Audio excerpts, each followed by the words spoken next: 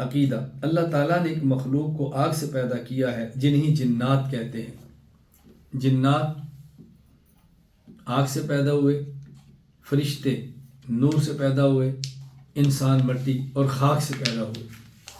اس لیے انسان کو خاکی مخلوق کہتے ہیں، فرشتوں کو نوری مخلوق کہتے ہیں اور جنات کو ناری مخلوق کہتے ہیں۔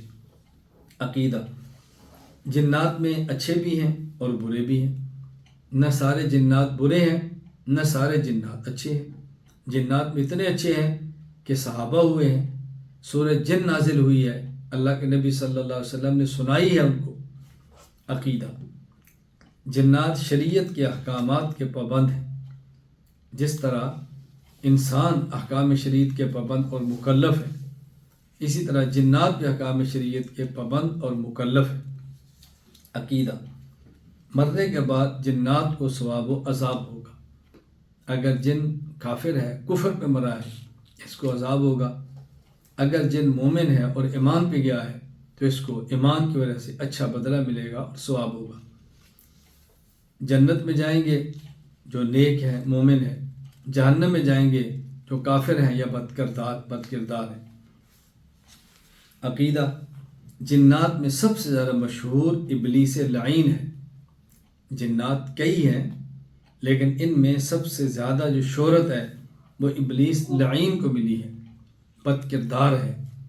اور بہت اچھی طرح سمجھیں، یہ جو ابلیس لعین تھا یہ عارف بھی تھا، یہ عابد بھی تھا اور عالم بھی تھا۔ حکیم الامت مولانا اشرف علی تھانوی مجدد الملت رحمہ اللہ فرماتے ہیں، ابلیس عالم اتنا بڑا تھا کہ جب اللہ نے حکم دیا کہ سجدہ کرو آدم کو، اس نے سجدہ نہیں کیا۔ اللہ نے پوچھا تو نے سجدہ کیوں نہیں کیا؟ تو اللہ سے مناظرے کرنے لگا اور دلیل دینے لگا کہ خلقتنی من نار وخلقتہ من طین، تو نے مجھے آگ سے، اس کو مٹی سے بنایا، مٹی سے آگ افضل ہے، مطلب افضل بھی سجدے کر سکتی ہے۔ اتنا بڑا عالم اللہ کو دلیلیں دے رہا ہے، اگرچہ دلیل ناقص تھی۔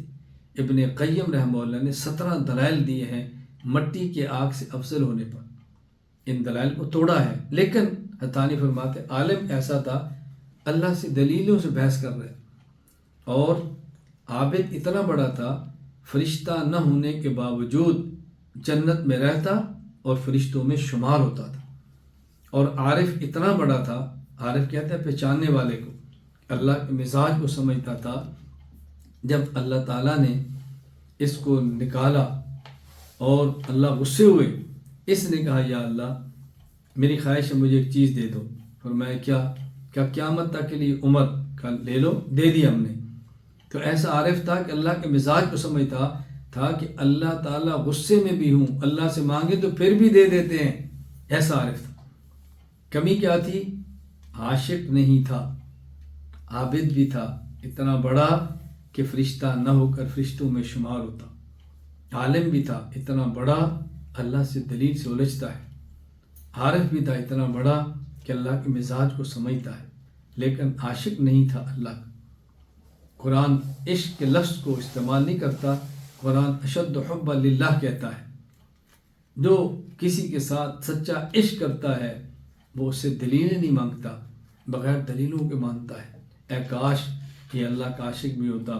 دعا کریں اللہ مجھے اور آپ سب کو اپنی حقیقی محبت عطا فرمائے، اللہ میں اپنی محبت میں فنا کر دے۔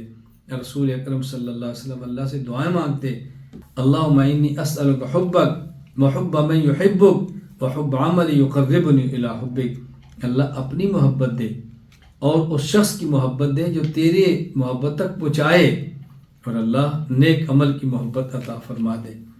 اللہ مجھے اور آپ سب کو اپنی سچی محبت عطا فرمائے۔ بآخر دعوانا ان الحمد للہ رب العالمین۔